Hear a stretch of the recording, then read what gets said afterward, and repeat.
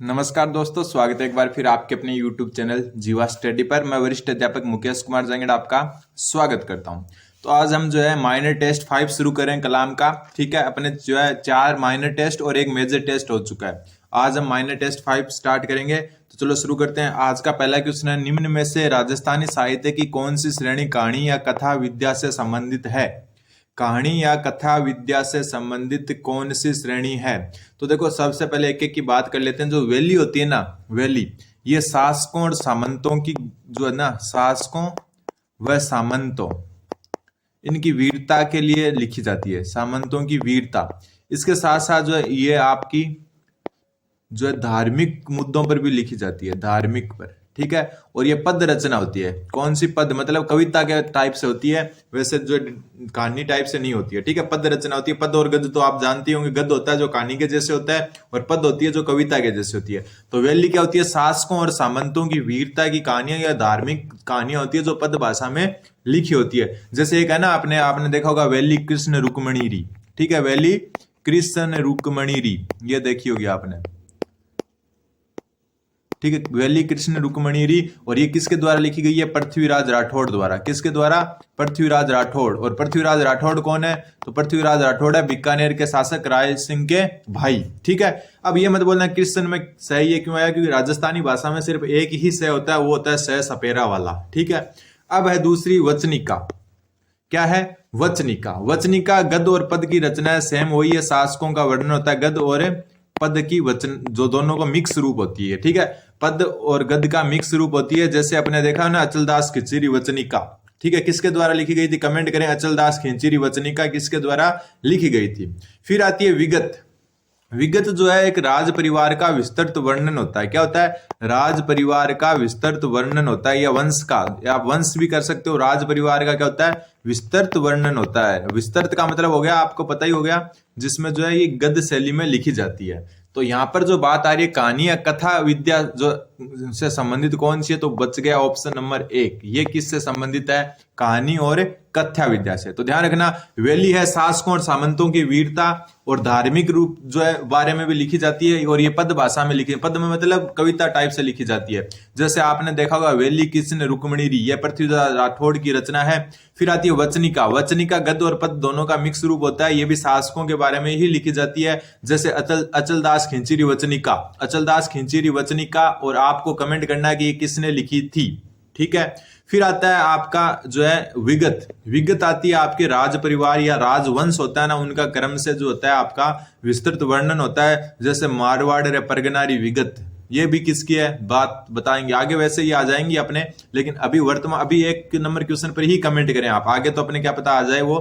तो आपको बताना है, एक तो किस जो है अचलदास खिचड़ी वचनिका किसकी है, और एक जो है आपका विगत बताना है, मारवाड़ रे परगनारी विगत, ये दोनों किसकी रचनाएं हैं। ठीक है, तो समझ में आ गया। आपके वैली होती है शासकों और सामंतों की वीरता, और धार्मिक पर जो है बन सकती है, धार्मिक जो है चीजें उन पर भी बन सकती है। फिर है वचनिका, और देखो वैली हमेशा पद भाषा, पद में लिखी जाती है, कविता फॉर्म में। विगत जो है आपकी गद्य में लिखी जाती है, और राज परिवार का और राजवंश का वर्णन होता है। और वचनिका गद्य और पद दोनों का मिक्स रूप होता है, और इसमें भी राज परिवार वगैरह का जो है वर्णन होता है। और वाद क्या होती है? इसमें कहानी तथा कथा विद्या से यह संबंधित है। ठीक है, समझ में आ गया होगा आपके। अगला क्वेश्चन देखते हैं, क्वेश्चन नंबर 2 में देखो क्या दिया है कि पृथ्वीराज रासो नामक जो ग्रंथ है ना, पृथ्वीराज रासो, उसके संदर्भ में सत्य कथन बताना है। तो इस ग्रंथ की रचना कविराज सामलदास ने की थी। तो देखो पहला ही गलत हो गया। क्यों? क्योंकि पृथ्वीराज रासो की रचना की थी चंद्र बरदाई ने। किसने की थी? चंद्र बरदाई ने। ठीक है, तो पहला ही गलत हो गया।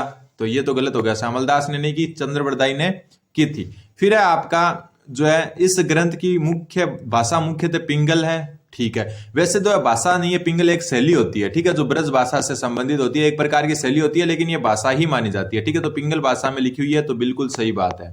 ठीक है, फिर इस ग्रंथ से पृथ्वीराज चौहान तृतीय एवं तराइन के युद्धों की जानकारी प्राप्त होती है। तराइन के 2 युद्ध हुए थे। ठीक है, और पृथ्वीराज जो और मोहम्मद गौरी के बीच में, तो उनके युद्धों की जो है, और पृथ्वीराज चौहान तृतीय के बारे में जानकारी मिलती है। तो बिल्कुल पृथ्वीराज राठौर जो है पृथ्वीराज तृतीय। ध्यान रखना, पृथ्वीराज सेकंड या पृथ्वीराज द्वितीय या प्रथम लिखा गया ना, तो क्वेश्चन ये गलत हो जाता है। लेकिन पृथ्वीराज तृतीय आ रहा है, ठीक है। पृथ्वीराज चौहान तृतीय और पृथ्वीराज चौहान प्रथम, पृथ्वीराज चौहान द्वितीय, अंतर है तीनों में, ठीक है। तो तृतीय नाम ध्यान रखना हमेशा, ठीक है। तो दूसरा और तीसरा जो है सही है, पहला गलत है और सत्य बताना था, तो सत्य है दूसरा और तीसरा। तो ऑप्शन में दूसरा और तीसरा सत्य हो जाएगा, तो ऑप्शन जो है 3 इसका सही उत्तर हो जाएगा। अगला क्वेश्चन है निम्नलिखित में से कौन सा सही सुमेलित नहीं है, यह बताना है। सबसे पहली हमीर रासो सारंगधर की रचना है, तो बिल्कुल सही है। फिर खुमान रासो दलपत विजय की है, तो बिल्कुल सही है, ठीक है। फिर आती है ढोला मारूरा दुआ, ये कृष्णदास की रचना नहीं है, ये किसकी है, कवि कलोल की। किसकी, कवि कलोल। तो ये जो है गलत हो गई आपके, ठीक है। तो ढोला मारूरा दुआ है वो कवि कलोल की रचना है, ना कि कृष्णदास की। फिर हरिरस, तो हरिरस किसकी है, ईसरदास की, तो बिल्कुल सही है।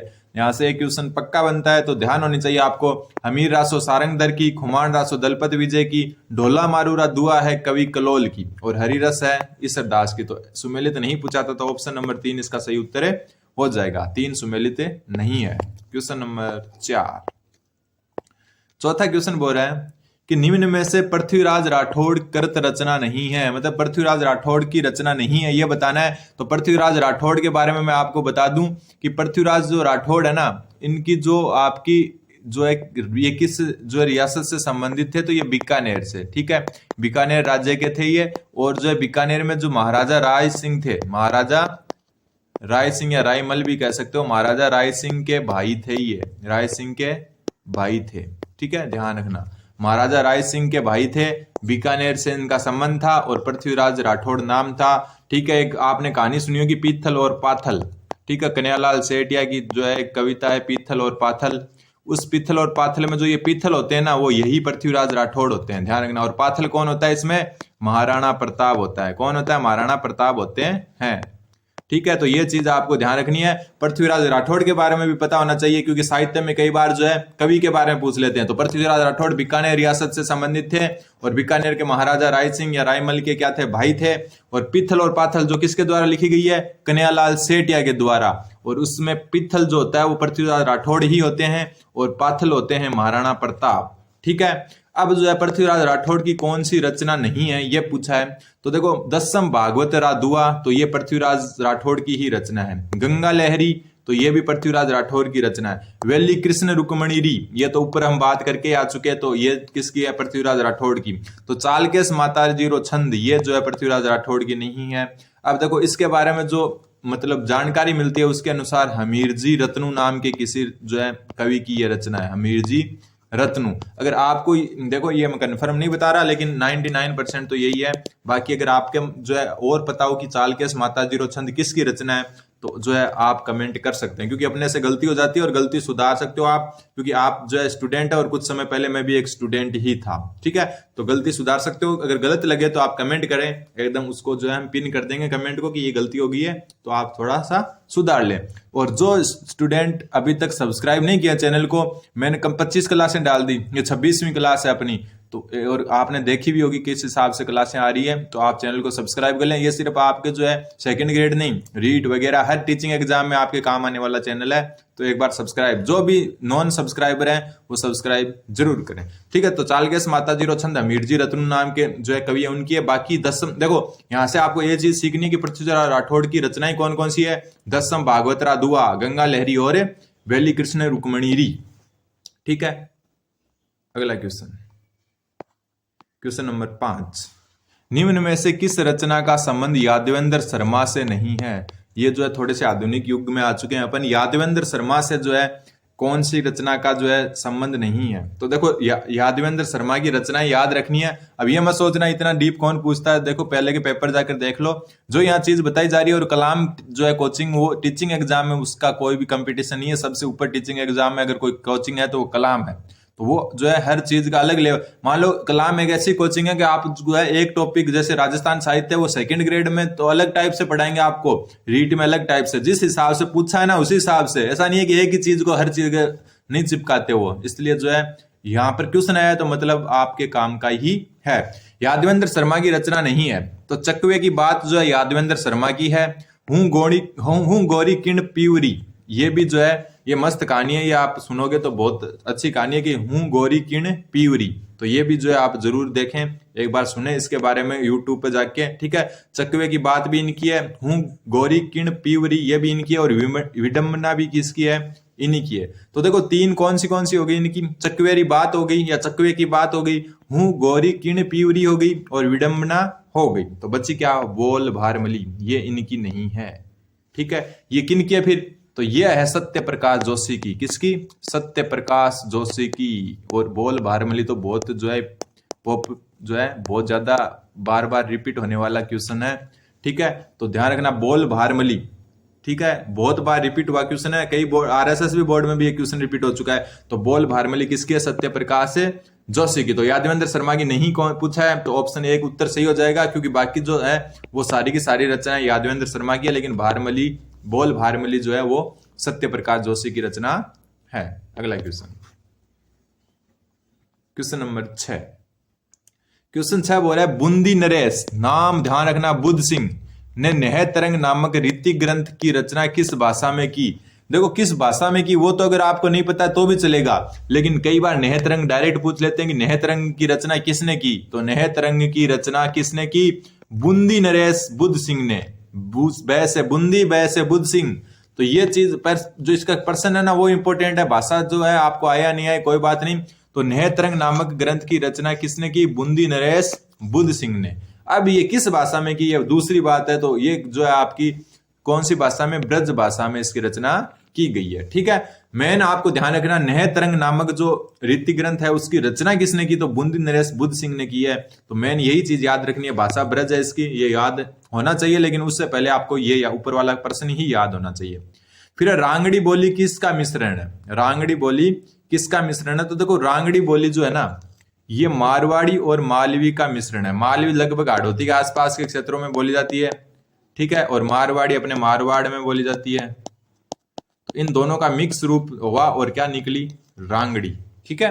तो रांगड़ी का ध्यान रखना, मारवाड़ी और मालवी का मिक्स रूप है। अगला क्वेश्चन, क्वेश्चन नंबर 8। 8वां क्वेश्चन बोल रहा है कि निम्न, हाँ देखो बहुत अच्छा क्वेश्चन है ये, निम्न में से किस रचना में गिरी सुमेल तथा धर्मत के युद्ध का उल्लेख मिलता है। गिरी सुमेल का युद्ध, मालदेव वाला, ठीक है, मालदेव और शेरशाह सूरी, ठीक है। कुछ गलती हो जाए तो बता देना, ठीक है, क्योंकि बहुत दिन हो गए जीके पढ़े हुए मेरे को खुद को। तो मालदेव और शेरशाह सूरी के मध्य हुआ था गिरी सुमेल और धर्मत का युद्ध। तो जो है गिरी सुमेल का युद्ध और धर्मत का युद्ध अलग चीज है। गिरी सुमेल का युद्ध किसके बीच में हुआ था, मालदेव और शेरशाह सूरी के बीच में, ठीक है। तो यहाँ पर जो है गिरी सुमेल का युद्ध है, वहां जो है उसका उल्लेख किस ग्रंथ में मिलता है, ठीक है, किस ग्रंथ में गिरी सुमेल और धर्मत के युद्ध का जो है वर्णन मिलता है। जल्दी से कमेंट करें, जल्दी से कमेंट करें। देखो गिरी सुमेल का मालदेव और शेरशाह सूरी के बीच में हुआ था, और इसमें एक जेता कुंपा जो फेमस आपने नाम सुना होगा, मालदेव जो थे उनके क्या थे, मालदेव के जो एक प्रकार से जो है सेनाधिकारी थे, जो है आपके सेनापति थे, जेता और कुंपा। उन्होंने जो है अकेले ही शेरशाह सूरी से युद्ध लड़ा था, और इस बात पर शेरशाह सूरी ने कहा था कि मैं मुट्ठी भर बाजरे के लिए पूरी हिंदुस्तान की बादशाहत खो देता, मुट्ठी भर बाजरे के लिए हिंदुस्तान की क्या खो देता, बादशाहत खो देता। ये बात कही थी, आपको याद होना चाहिए। धर्मत का युद्ध जो है मुगल उत्तराधिकार युद्ध था, ये मुगल उत्तराधिकार युद्ध। कौन सा युद्ध था ये, मुगल उत्तराधिकार युद्ध। और धर्मत का युद्ध आपका किस किस के बीच में हुआ है, तो ये औरंगजेब की सेना, ठीक है, औरंगजेब वर्सेस जो मारवाड़ के शासक थे, कौन, जसवंत सिंह, कौन, जसवंत सिंह राठौड़, ठीक है, मारवाड़ वाले राठौड़ी थे। तो जसवंत सिंह और औरंगजेब के मध्य मुगल उत्तराधिकार युद्ध हुआ था, धर्मत का युद्ध। और गिरी सुमेल का युद्ध हुआ था मालदेव और शेरशाह सूरी के बीच में, जिसमें मालदेव की तरफ से जेता कुंपा जो है अकेले लड़े थे, और इसी बात पर जो है हारते हारते जो है शेरशाह सूरी जीता था। जिसलिए इस बात पर इन्होंने कहा था कि मैं जो है शेरशाह सूरी ने बोला था कि मैं मुट्ठी भर बाजरे के लिए हिंदुस्तान की बादशाहत खो देता, ठीक है। तो इन दोनों युद्धों का वर्णन, गिरी सुमेल युद्ध और धर्मत के युद्ध का वर्णन जो है किस मतलब रचना में उल्लेख मिलता है इनका, वो यहाँ पर पूछा है। तो ध्यान रखना, सूरज प्रकाश में। कौन सी रचना में, सूरज प्रकाश में। अब बात आती है सूरज प्रकाश लिखी हुई किसकी है, तो ये लिखी हुई है कर्णिदान की। किसकी, कर्णिदान की। ये भी इंपॉर्टेंट बनता है। और गिरी सुमेल वाली बात पूछी जा चुकी है, धर्मत वाली पूछ सकते हैं, तो ध्यान रखना दोनों साथ में भी पूछ सकते हैं या डायरेक्ट पूछ सकते हैं। धर्मत के युद्ध का उल्लेख किस रचना में मिलता है, तो ध्यान रखना सूरज प्रकाश में। किसके द्वारा लिखी गई है, कर्णिदास द्वारा लिखी गई है। फिर आती है संगत रासो। संगत रासो लिखी गई है गिरधर ओसिया द्वारा, ये पता होना चाहिए आपको, गिरधर ओसिया द्वारा। और रणमल छंद आपको पता है बहुत अच्छा क्वेश्चन है, बार बार आने वाला, श्रीधर व्यास के द्वारा, ठीक है। और ढोला मारूरा दुआ हम बात कर चुके, कवि कलोल द्वारा, ये ऊपर बात कर चुके अपन। तो ये चीजें आपको पता होनी चाहिए। तो गिरी सुमेल और धर्मत का युद्ध सूरज प्रकाश में जो है उल्लेखित है और ये कर्णिदान द्वारा लिखी गई रचना है। क्वेश्चन नंबर 9, निम्नलिखित में से किस रचना की तुलना अबुल फजल करत आईने अकबरी से की जाती है। ये क्वेश्चन भी बहुत अच्छा क्वेश्चन है। मतलब राजस्थान का अबुल फजल किसको कहते हैं, पहले तो ये बात बताओ। राजस्थान का अबुल फजल जो है आपका अकबर जो है आईने अकबरी लिखी थी, अकबर का जो है दरबारी कवि था, ठीक है।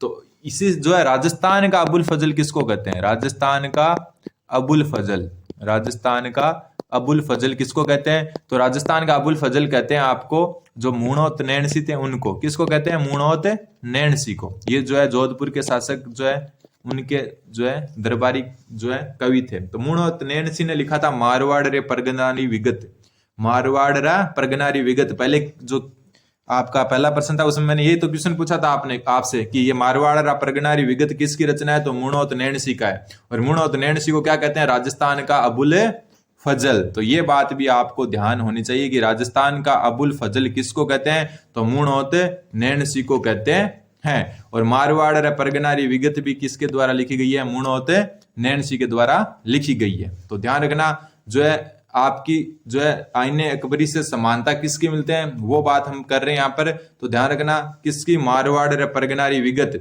जो है मूणोत नैणसी द्वारा लिखी गई है और इनको राजस्थान का अबुल फजल कहते हैं। और इन्हीं की जो रचना मारवाड़ रे परगनारी विगत उसको अबुल फजल की आईने अकबरी से क्या माना जाता है, तुलना कही जाती है या उसके समान माना जाता है। तो ऑप्शन 4 इसका सही उत्तर हो जाएगा। दयालदास री खात, ये क्वेश्चन अलग से आता है। लिखी किसने, तो देखो दयालदास ने लिखी थी, है इसमें तो कोई दोहराई नहीं है। लेकिन दयालदास रे क्वेश्चन आ जाता है कि दयालदास री जो ख्यात है उसमें किस मतलब राज्य या किस जो है रियासत के बारे में उल्लेखित है या किस रियासत के राजाओं का उल्लेख है।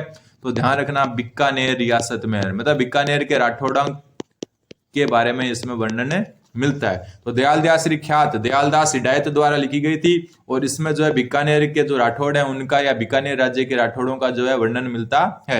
वेली कृष्ण रुक्मणी आपको पता ही है किसकी लिखी है, पृथ्वीराज राठौड़ द्वारा लिखी गई है। तो ये बात हम पहले ही कर चुके। अगला क्वेश्चन, एक मिनट। तो ये चीजें आपको एक्स्ट्रा मिली है। चैनल को सब्सक्राइब कर दें, जिसने सब्सक्राइब नहीं किया जल्दी से सब्सक्राइब करें। सबसे पहले इधर बोली दी हुई है, इधर उपबोली दी हुई है, ठीक है, कि बोली को उपबोली से जो है मैच करना और असुमेलित की पहचान करनी है। किसकी पहचान करनी है, असुमेलित की पहचान करनी है। तो सबसे पहले जो है असुमेलित कौन सा होगा, इसमें देखो मारवाड़ी है उसकी उपबोली देवड़ा वाटी है, तो बिल्कुल सही है। अब बात ये आती है देवड़ा वाटी बोली कहां जाती है।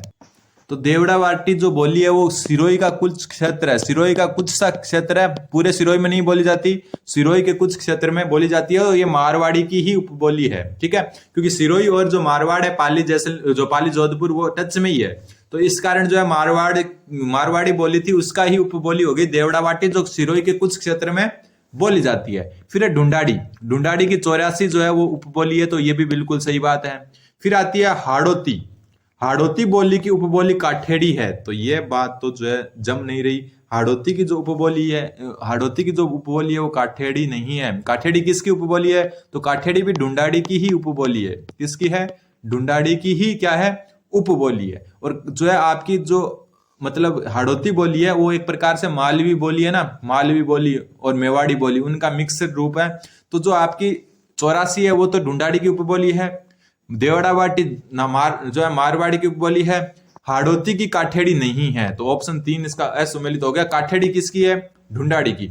मेवाती की उपबोली है राठी आपको पता है अलवर के आसपास का जो राठ क्षेत्र है, राठी गाय की भी तो नस्ल होती है ना, तो उसी हिसाब से देखो अलवर के आसपास के क्षेत्र में बोली जाती है। मेवाती जो है वो भी अलवर भरतपुर में ही बोली जाती है और उसी की उपबोली कौन सी है, राठी। तो ध्यान रखना काठेड़ी जो है ढूंढाड़ी की उपबोली है। तो ऑप्शन 3 इसका सही उत्तर हो जाएगा। अगला क्वेश्चन ये देखो, यह है, निम्न में से कौन सी बोली राजस्थान में सर्वाधिक क्षेत्र में बोली जाती है? तो राजस्थान में सर्वाधिक क्षेत्र में बोली जाने वाली बोली, कोई भी इस क्वेश्चन को सही कर सकता है, कौन सी है? मारवाड़ी। तो ये क्वेश्चन तो एकदम इजी क्वेश्चन था। अगला क्वेश्चन चलते हैं, इसमें कुछ एक्सप्लेनेशन जैसा कुछ नहीं है। Question number 12। क्वेश्चन 12 देखो, बहुत अच्छा क्वेश्चन है। एक तरफ रचना दी हुई है, एक तरफ लेखक दिए हुए हैं, और अपने को जो है इनको मतलब क्या करना है? सुमेलित करना है। तो सबसे पहले हमेशा जो सुमेलित वाला आता है ना, उसमें यह देखना चाहिए कि कौन सा आपको आता है। तो आपको बिसलदेव रासो तो आता ही होगा, ठीक है। बिसलदेव रासो है वो तो आपको आना ही चाहिए। तो बिसलदेव रासो किसकी रचना है? नरपति नाले की, ठीक है। किसकी है? नरपति नाले की। अब आपको जो है बाकी जो है उसमें कंफ्यूजन हो सकता है, लेकिन जो है एक बात जो है आप ध्यान रखना, जो ये परन्योड़ी कंवारी है ना, जब कोई इसको कैसे याद रखोगे, क्योंकि रचनाएं बहुत हो जाएगी, पुरानी वाली भी हो जाएगी। आधुनिक साहित्य में अभी ऊपर यादवेंद्र शर्मा और जो है अपन सत्य प्रकाश जोशी पढ़ कर आए हैं, फिर ये पुराने वाले नरपति नाले वगैरह भी हो जाते हैं, नथमल जोशी, और ये नए भी हो जाते हैं। तो इसमें देखो आपको क्या ध्यान रखना है कि परन्योड़ी कंवारी, परन्योड़ी कुंवारी। अब कोई परन्योड़ी का मतलब शादी करना, और शादी करते हैं तो नाक में एक नथ पहनते हैं, तो इसका मतलब क्या हो गया? नथमल जोशी। ऐसे इसको याद रख सकते हो आप, ठीक है। मेरा अभी तक याद है देखो उस टाइम की। तो देखो परन्योड़ी कुंवारी, परन्योड़ी कुंवारी जो है वो किसकी है? नथमल जोशी की है, ठीक है। फिर अब देखो दो अगर हो जाते हैं ना मैच, फिर तो अपन को ऑप्शन से ही पता चल जाता है, लेकिन अपन ऑप्शन से नहीं देखेंगे, अपन डायरेक्ट देखेंगे। पग फेरो जो रचना है, पग फेरो जो रचना है वो आपकी है मणि मधुकर की। किसकी? मणि मधुकर की, ठीक है। और फिर है छत्रपति रासो, छत्रपति रासो है काशी छंगाणी की। तो ये क्रॉस में हो गए, ए का हो गया आपके 2, और बी का हो गया 1, सी का हो गया 4, और डी का हो गया आपके 3। तो 2143 इसका सही उत्तर हो जाएगा। परन्योड़ी कंवारी नथमल जोशी की, पग फेरो मणि मधुकर की, बिसलदेव रासो नरपति नाले की, छत्रपति रासो काशी छंगाणी की। तो 2143 जो है वही उत्तर हो जाएगा। 2143 कौन से ऑप्शन में है? 2143 ऑप्शन नंबर 3, ऑप्शन नंबर 3 इसका सही उत्तर हो जाएगा। अगला क्वेश्चन, क्वेश्चन नंबर 13। वापस वही आ गया, बोली और उसका क्षेत्र। तो देखो बोली इसमें जो है सुमेलित नहीं है, वो बताना है। एक तरफ बोली दी हुई है और एक तरफ उसका क्षेत्र है। तो क्या है? ढाटी, ढाटी जो बोली है, ढाटी बोली आपकी बाड़मेर में और इंपोर्टेंट बनती है, सुमेलित में नहीं, अलग से। कि ढाटी बोली कहां बोली जाती है? तो ध्यान रखना बाड़मेर में। ऐसा क्वेश्चन बनता है, क्योंकि ये जो है बोली अपने को बहुत कम सुनी होती है, अपने इसका नाम भी नहीं सुना होगा। कई स्टूडेंट है जिन्होंने ये बोलियां जो है पढ़ भी ली होगी, फिर भी ढाटी नाम जो है नहीं सुना होगा। तो ध्यान रखना ढाटी बोली है बाड़मेर की, और ये क्वेश्चन इंपोर्टेंट बनता है, ठीक है। फिर मेवाड़ी, मेवाड़ी जो बोली है वो आपकी कहां से है? भीलवाड़ा में। बिल्कुल, मेवाड़ जो उदयपुर के आसपास का क्षेत्र है वहां बोली जाती है, तो भीलवाड़ा में बोली जाती है, इसमें कोई शक नहीं है। तो ये भी क्या सही बात है। निमाड़ी, निमाड़ी बोली है ये आपकी अलवर भरतपुर में नहीं बोली जाती। अलवर भरतपुर में मेवाड़ी, ब्रज, राठी ये बोलियां बोली जाती है। तो निमाड़ी कहां बोली जाती है? जो एमपी से लगे हुए जिले ना, मध्य प्रदेश से लगे हुए जिले, मध्य प्रदेश से लगे हुए जिले, चाहे वो जो है झालावाड़ की तरफ हो, चाहे वो इस साइड आ जाए तो आप चित्तौड़गढ़ के आसपास का जो क्षेत्र है वो हो, चाहे बांसवाड़ा के आसपास का क्षेत्र हो, तो मतलब जो एमपी से लगे हुए क्षेत्र है वहां निमाड़ी बोली बोली जाती है। अलवर भरतपुर तो एकदम उत्तर दिशा में है, हरियाणा से टच चाहिए, तो ठीक है। तो इनसे तो कोई लेना देना ही नहीं है। तो निमाड़ी जो है इसका सही उत्तर जो है हो जाएगा। असुमेलित पूछा था या सुमेलित नहीं पूछा था, तो निमाड़ी जो है अलवर भरतपुर की ना होकर एक प्रकार से हाड़ौती और जो दक्षिण भाग है उसमें मतलब एमपी से लगे हुए जो जिले हैं उनमें बोली जाती है। और भीली वागड़ में, वागड़ मतलब डूंगरपुर बांसवाड़ा, ठीक है, डूंगरपुर बांसवाड़ा में बोली जाती है। देखो एक चीज जो है आपको ध्यान रखना है, वागड़ और बागड़, एक तो बांगड़ या बागड़ भी कहते हैं और एक वागड़, इन दोनों में अंतर है। वागड़ तो आपका डूंगरपुर बांसवाड़ा वाला क्षेत्र, डूंगरपुर बांसवाड़ा वाला क्षेत्र है, उसको तो कहते हैं वागड़। और बागड़ होता है शेखावाटी क्षेत्र का कहते हैं, ठीक है, शेखावाटी को कहते हैं बागड़। शेखावाटी का कुछ एरिया आता है, कुछ जो है गंगानगर हनुमानगढ़ के भी एरिया आते हैं। तो बागड़ और वागड़ में ये अंतर होता है, ठीक है। तो बिल्ली वागड़ में बोली जाती है, बिल्कुल सही है। क्वेश्चन नंबर 14, बिसलदेव रासो, अभी ऊपर पढ़ कर आए, बिसलदेव रासो नरपति नाले ने लिखी थी, किस बोली की मुख्य रचना है? तो बिसलदेव रासो में कौन सी बोली का जो है प्रयोग किया गया? तो गोडवाड़ी का, ध्यान रखना, गोडवाड़ी का। और गोडवाड़ी बोली कहाँ बोली जाती है? जालौर में, मुख्यतः जालौर में बोली जाती है। और सिरोही का भी कुछ भाग है, लेकिन आपको जालौर सिरोही दोनों याद रख सकते हो। गोडवाड़ क्षेत्र है वहां पर बोली जाती है। ऊपर अपन एक और पढ़ के आए थे, ऊपर एक और पढ़ के आए थे सिरोही वाली, ठीक है, देवड़ावाटी, वो भी वहीं बोली जाती है, लेकिन वो अलग एरिया में बोली जाती है। और गोडवाड़ी जो है जालौर और सिरोही के अलग एरिया में बोली जाती है। तोरावाटी, तोरावाटी बोली है वो अलवर में बोली जाती है, ठीक है। तोरावाटी कहाँ बोली जाती है? अलवर में। और अहिरवाटी, अहिरवाटी कहाँ बोली जाती है आपकी? कोटपूतली में, जहां पर यादव ज्यादा है ना, यादव जाति, वहां पर कोटपूतली, बहरोड, ठीक है, कोटपूतली से नाम याद रख सकते हो आप। तो गोडवाड़ी कहाँ बोली जाती है? जालौर में। अहिरवाटी कोटपूतली में। तोरावाटी आपकी अलवर में। और जो बिसलदेव राजस्व है वो गोडवाड़ी भाषा में लिखी गई रचना है, ठीक है। कुछ गलत हो जाए तो आप जरूर बता देना। और रांगड़ी अभी ऊपर देखे हैं, मारवाड़ और मारवाड़ी और जो मालवी है उसका मिक्स रूप है, तो ये बूंदी के आसपास के क्षेत्रों में बोली जाती है, ठीक है। तो ऑप्शन जो है गोडवाड़ी इसका सही उत्तर हो जाएगा 2 नंबर। क्वेश्चन नंबर 15, राजस्थानी भाषा संस्कृति में पिंगल है। पिंगल क्या है? तो अभी ऊपर मैंने एक बात बताया था, पिंगल क्या है? पिंगल भाषा नहीं है, पिंगल एक प्रकार की से क्या है? काव्य शैली है, काव्य शैली है। और इसमें जो है ब्रज भाषा से जो है ज्यादा होती है इसमें, ठीक है। पिंगल को भाषा भी कह सकते हो, लेकिन ये ब्रज भाषा से संबंधित एक काव्य शैली है, ध्यान रखना, ठीक है। पिंगल क्या है? कि काव्य शैली है जिसमें ब्रज भाषा का जो है ज्यादा प्रभाव पड़ता है। और पिंगल जो है आपकी पूर्वी राजस्थान में ज्यादा प्रसिद्ध है, या प्रसिद्ध थी मान सकते हो, या प्रसिद्ध है, पूर्वी राजस्थान से संबंधित है पिंगल। और ये ब्रज भाषा का इस पर ज्यादा प्रभाव है। और ये एक प्रकार की क्या है? काव्य शैली है, ठीक है। एक डिंगल होती है, डिंगल जो है आपकी पश्चिमी राजस्थान से संबंधित है। और इसमें गद भाग की ज्यादा होता है, पद भाग की जगह, ठीक है। डिंगल अलग चीज है। अगला क्वेश्चन, क्वेश्चन नंबर 16, मालवा क्षेत्र में नव विवाहिता द्वारा अपने पीहर पक्ष की प्रतीक्षा में गाया जाने वाला गीत। अब देखना, बहुत इंपोर्टेंट क्वेश्चन बनता है। मालवा क्षेत्र कौन सा है? मालवा का में वही आते हैं कोटा, बूंदी, झालावाड़ वाले, मतलब हाड़ौती वाले, ठीक है। कोटा, बारा, झालावाड़, हाड़ौती वाले क्षेत्र ही मालवा में आते हैं, हाड़ौती वाले, ठीक है। कुछ भाग जो है अदर भी आता है, लेकिन हम जो है बात जो है एमपी से रिलेटेड जो जगह है वो आती है मालवा। तो मालवा यानी कोटा, झालावाड़ या हाड़ौती मान सकते हो। हाड़ौती का पूरा भाग नहीं है, लेकिन कुछ भाग हाड़ौती का ही है। उसमें पीहर पक्ष की जो है प्रतीक्षा में नव विवाहिताएं गाना गाती है, उस या गीत गाती है। उस गीत का नाम क्या है? तो आपको जानकर हैरानी होगी, उस गीत का नाम है चिरमी। अपन क्या मानते हैं? चिरमी तो अपने गीत है, ठीक है। अपने मतलब राजस्थान, पश्चिमी राजस्थान वाले जो है, खास करके शेखावाटी, सीमा मिश्रा द्वारा गाया गया चिरमी तो बाबो सारी लाडली, ठीक है, वही गीत है ये। तो वही जो गीत है वो क्या है? नव विवाहिता द्वारा जो है पीहर पक्ष की प्रतीक्षा में मालवा क्षेत्र में। अब कई बार क्या आता है कि यह आ जाता है कि चिरमी जो गीत है वो किस क्षेत्र से संबंधित है।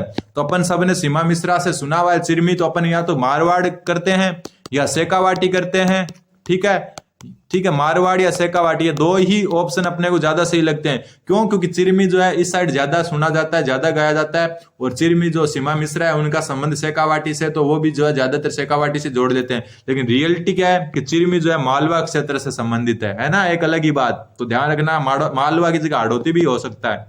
तो मालवा की क्षेत्र में से कौन सा? चिरमी, यह चीज ध्यान रखनी है। क्वेश्चन नंबर 17, क्वेश्चन 17 एक सुमेलित नहीं बताना है।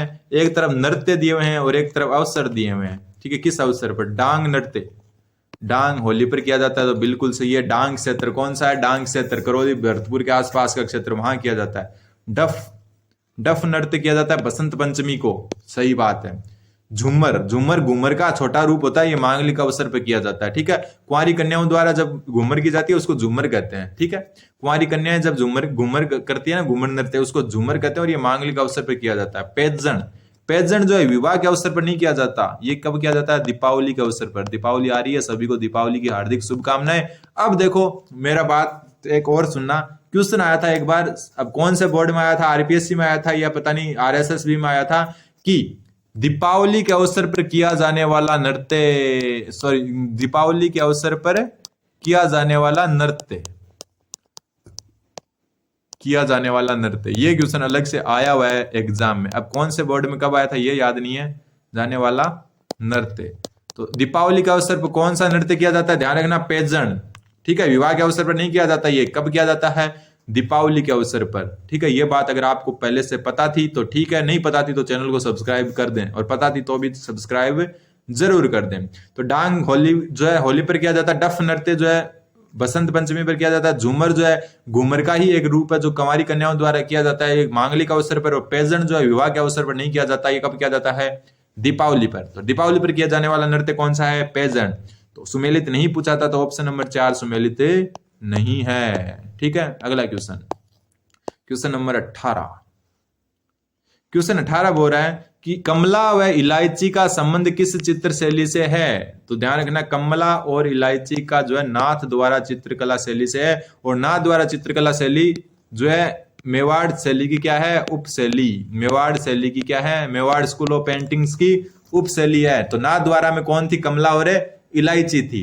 ठीक है, और कमला और इलायची के बारे में एक बात जो है आपको ध्यान रखनी है, वो ये कि नाथ द्वारा में जो है पिछवाइयों का चित्र सबसे अधिक मिलता है। पिछवाइयों का चित्र सबसे अधिक कहां पर मिलता है? नाथ द्वारा में। नाथ द्वारा में भगवान कृष्ण के सर्वाधिक चित्र मिलते हैं, भगवान कृष्ण के। और भगवान कृष्ण के मिलेंगे तो गाय और हिरण के भी यहाँ पर बहुत अच्छे चित्र मिलते हैं, गाय और हिरण के। तो ये पिछवाई ध्यान रखना नाथ द्वारा शैली से संबंधित है। और भगवान कृष्ण भी नाथ द्वारा शैली से संबंधित है।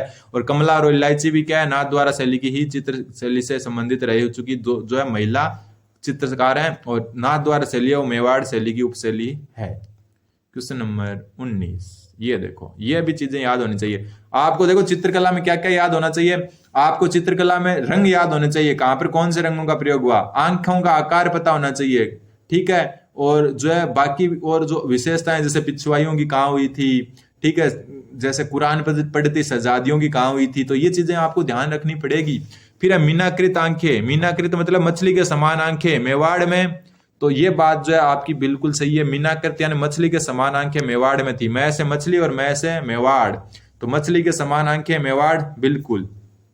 बादाम सी आंखें, बिल्कुल, जोधपुर में बादाम सी आंखें थी। ठीक है, एक आम के वृक्ष का सबसे ज्यादा प्रयोग, आम के वृक्ष का भी सबसे ज्यादा प्रयोग कहां किया गया, ये कमेंट जरूर करें। तो बादाम सी आंखें कहां पर है? जोधपुर में। जोधपुर के जो मतलब लोग होते हैं वो राजनीति में बहुत अच्छा होते हैं, उनका दिमाग राजनीति में बहुत चलता है क्योंकि वो बादाम खाते हैं। तो ध्यान रखना, बादाम सी आंखें जोधपुर।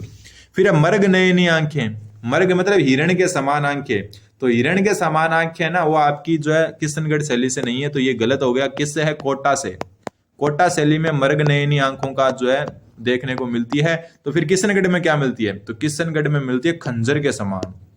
खंजर होता है ना चाकू जैसा, उसके समान। ठीक है, खंजर व एक कमल के समान भी मिलते हैं यहाँ पर, कमल या खंजर के समान नयन मिलते हैं किशनगढ़ शैली में। पर परवल जैसी आंखें कहां पर है? बूंदी में। तो ये भी सही है। परवल एक फल जो सब्जी होती है ना, एक सब्जी होती है परवल की सब्जी, उसके जैसी आंखें होती है। परवल होता है जैसे अपने जैसे लंबा टाइप से होता है, चमचम जैसा। ठीक है, तो परवल जैसी आंखें होती है बूंदी में। मीनाकर तो मछली के जैसी मेवाड़ में, बादाम जैसी जोधपुर में, मर्ग नयनी हिरण जैसी आंखें कोटा में है, और किशनगढ़ में खंजर या कमल जैसी आंखें। तो गलत पूछा था, तो ऑप्शन नंबर 3 गलत है, हो गया। आज का लास्ट क्वेश्चन, आमेर में सूरत खाना की स्थापना किसने की थी? सूरत खाना क्या है? एक चित्रशाला है, मतलब चित्रकारों के लिए जो है एक बनाया गया था जहां पर वो चित्र कर सकते हैं, संरक्षण प्रदान था। तो आमेर में सूरत खाना जो है सवाई जय सिंह द्वारा बनाया गया था। तो चैनल को सब्सक्राइब कर दें। जीवा स्टडी टीचिंग एग्जाम चैनल जो है ये अपना सिर्फ और सिर्फ टीचिंग एग्जाम से संबंधित चैनल है, तो चैनल को सब्सक्राइब करें। धन्यवाद, बन रहे हैं जीवा स्टडी के साथ।